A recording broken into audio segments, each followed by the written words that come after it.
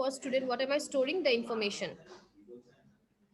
So roll number is 1, name is Ritu, and marks obtained is 80. Then for the second student, again, what are we storing? The information. Roll number 2, name is Syria, and total marks is 89. Then for the third student, roll number 3, okay, name is Priya, and say whatever, okay, the total marks. And so this will continue up to the 50th student. Okay, so you are storing the similar information, but in terms of an array now. Okay, you have taken the structure variable as an array. Is it clear? Have you understood the memory representation?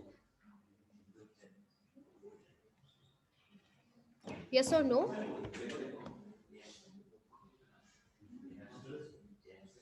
Yes, ma'am. Yes, ma'am. Any doubts till here? I will show you the program, how we can store this information and how No, we'll ma'am, no display them. doubt. Okay. Okay. Now, since see, you are storing the same information, that is roll number, name, and total marks for the first student also, for the second student also. So you are repeating the information. You are repeating the task. So what are we supposed to use here? What will we be using to store this information? Can anybody say? We will use loop structures, loop statements, yes or no? Because we are storing the info whenever you are repeating something. Okay, then always remember you are to use loop control statements. Either it can be for, it can be while, or it can be do while. Okay, but whenever you're repeating the task again and again, then you are to use loop control statements. So here, what is my task? To store the information. What information? Roll number, name, and total marks. So I am to store roll number, name, and total marks not only for one, but each of these 50 students. And whenever you are using array, you always have to keep in mind that you are to use a for loop there. Okay, so using for loop, okay, we will be reading information for each of these students, and again using for loop, we will be displaying the same. Okay, so the program is not in here. I'll show it to you. The editor.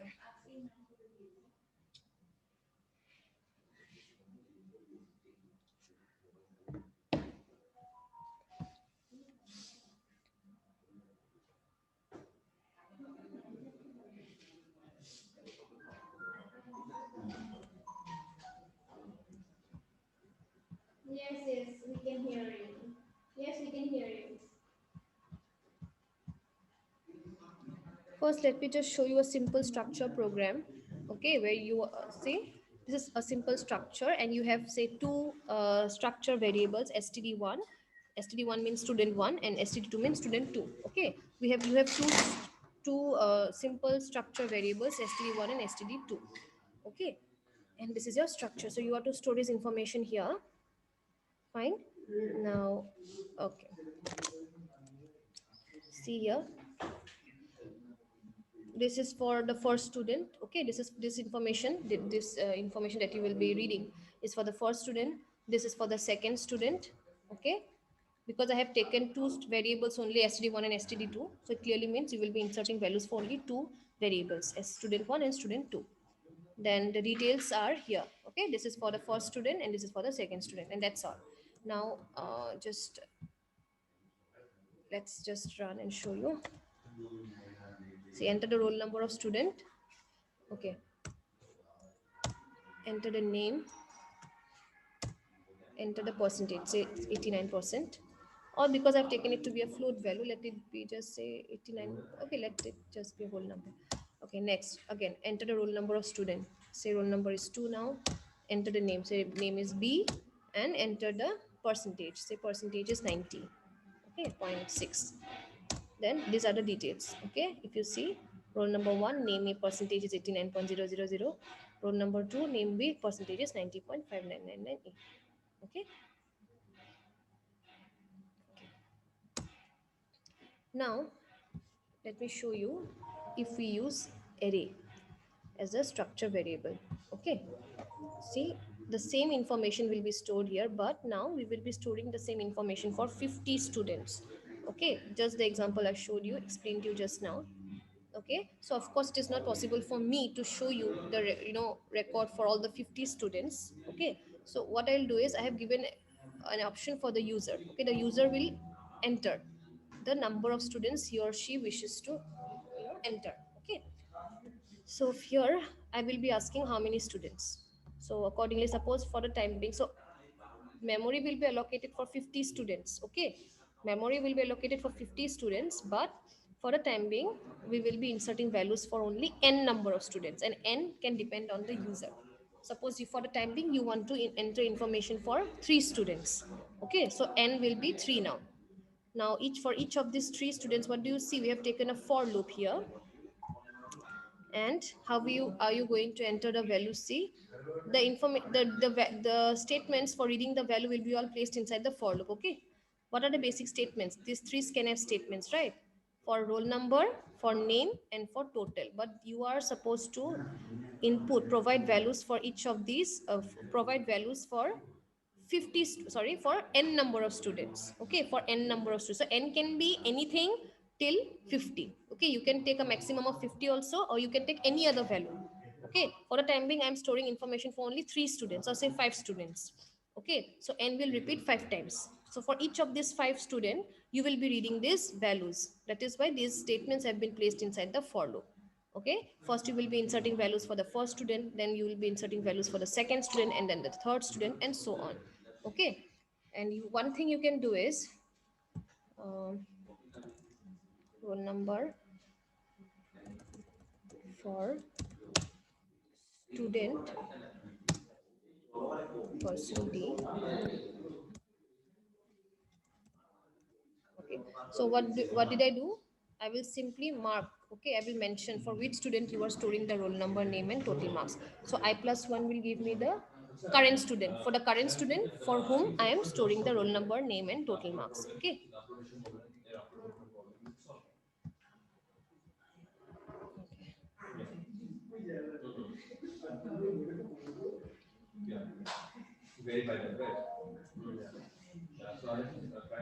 Okay, so here, because it's an array, so std I, okay, dot roll.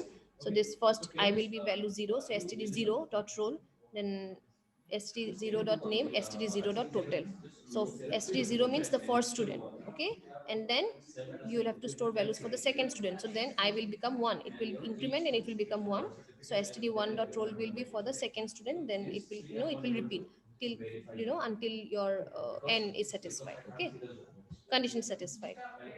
And then just like you will enter the values, similarly you will also display the values here. Okay,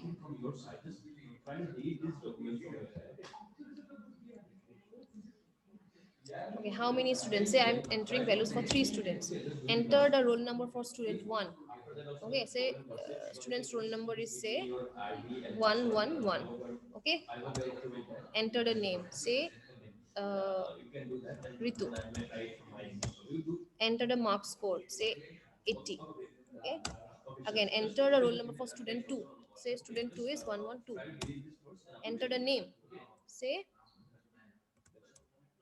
Riju. Okay, then enter the roll number, total marks, say 68. Again for the third student, now enter the roll number, say it's 113. Say name is Rohit, and total marks scored is, say, 100. Okay, so we are storing information for 3 students, right? So these are the details. Okay, roll number, name, and total marks. Okay, so you can see the details of each of these 3 students. Have you understood Yes, ma'am. how we can use an array to store values for a structure? Have you understood or not? Yes, ma'am. Yes, ma'am. Okay, Yes, ma'am. okay, fine. Here also you can write one. See, displaying is up to you how you want to display. Okay, this statement, these are actually how you would want your information to be displayed. That is why I've added these extra statements. Here also you can add one more statement. Say printf um, student number 1. Okay, for, say, for every student you will be mentioning the number, say person D I plus 1.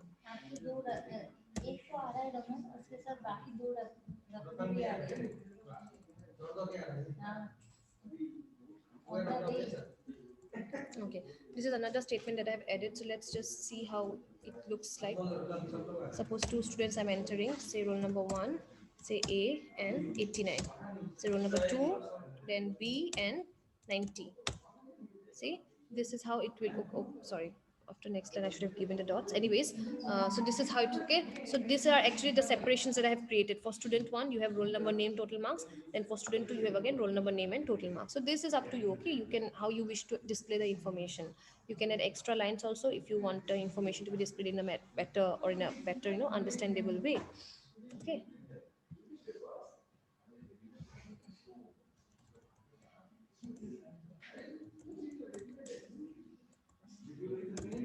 It should be given here. Now, another thing that I would like to show you is, say you have entered the roll number, name, and total marks. Now, suppose I tell you that after you have entered all the values for the students, now I want to see records of only those students, okay, who has scored above 75 marks. Okay, those students whose total marks is above 75, just show me the records of those students only, not everybody's. Okay, so then what you can do is you can just give a condition here. Okay, not here. You can omit this part because I don't want to okay, I don't want the details of all the students. I want details of only those students who have scored above 75 marks. Or I equal to 0.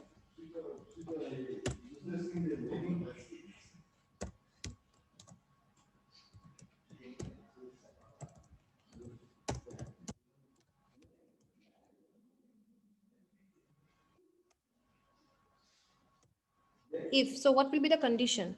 So what do I want to see? I want to check whether the total marks obtained by the student is greater than or equal to 75 or not. Only if yes, then the details of those students will be displayed, else they will not be displayed. Okay, so here I will simply write the condition as std if stdi dot total marks, okay, total is greater than or equal to 75, okay, then I will be displaying the information details. So printf percent say 5d details means I will simply display them. Okay, I will display all the details then.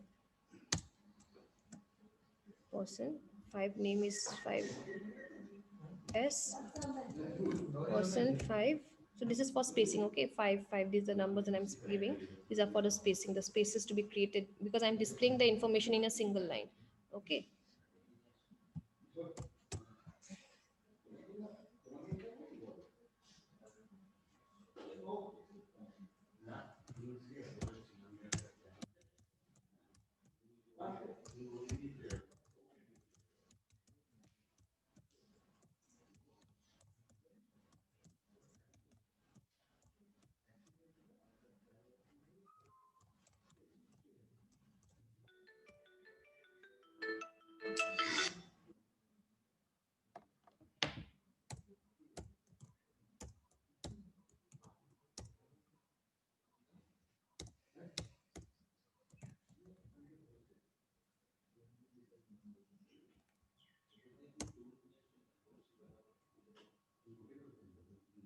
Just wait.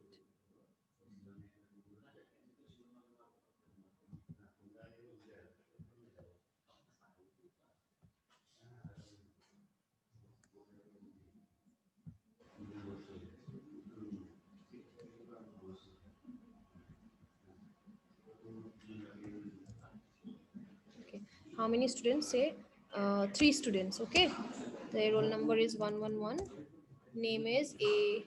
Okay, okay, 75 and above, right? So let me just give one mark as 66, 112 Nita. So marks is 95, 113.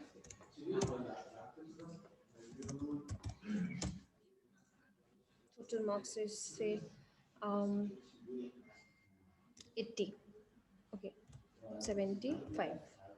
See, Oh, it displayed. Okay. Okay, see, first I displayed all the details of all the three students. Okay, then at the end, just look at the end. Okay, look at the last part of the output. What do you see?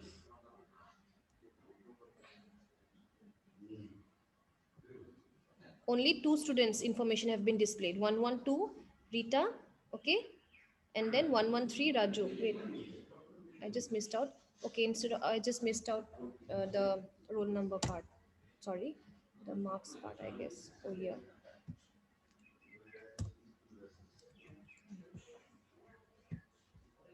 I'm just commenting this part so that you understand.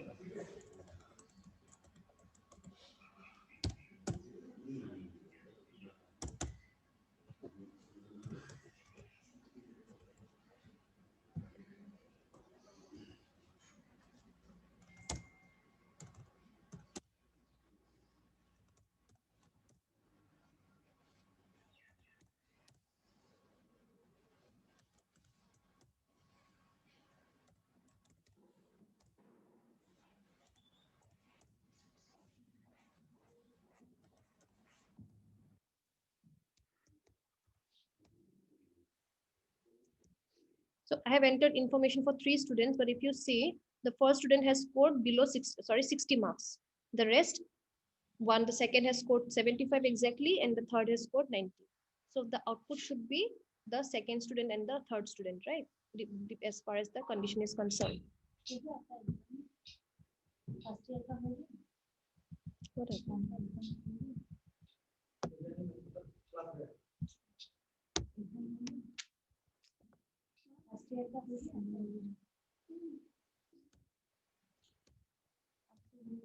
What happened?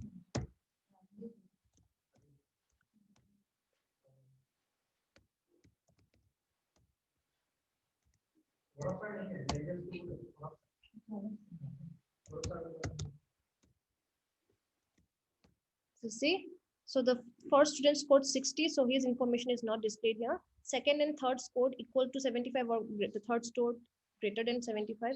So the information of those two students have been displayed. Okay, is it clear, everyone? Yes, ma'am. Okay. Ma'am. Okay. Yes, ma'am. Okay, fine. Okay, so that is all about structures. This is this much. It's fine. Okay. Next class we'll start with pointers. Okay, on a new part, new topic.